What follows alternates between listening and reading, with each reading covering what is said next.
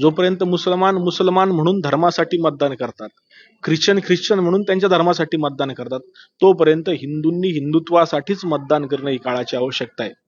परवा परवा 2-3 महिन्यापूर्वी त्या एका मौलानाने फतवा काढला आणि त्यांनी सांगितलं की जो जो हिंदू साधू संतांची बाजू घेईल त्यांना मुसलमान मतदान करणार नाहीत.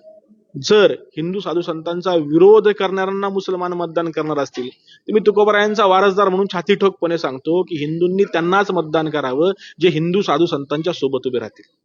आज वेगवेगळ्या पक्षांना हे सगळे इलेमा वगैरे संस्था संघटना 17 मागण्यांचं पत्र मी पाहिलं मध्ये. त्या 17 मागण्यांचं पत्र देऊन त्या सगळ्याच्या सगळ्या मागण्या एका आपल्याच राज्यातल्या राष्ट्रीय पक्षाने मान्य सुद्धा केल्या आणि सांगितले की आम्ही सगळ्या तुमच्या मागण्या पूर्ण करू.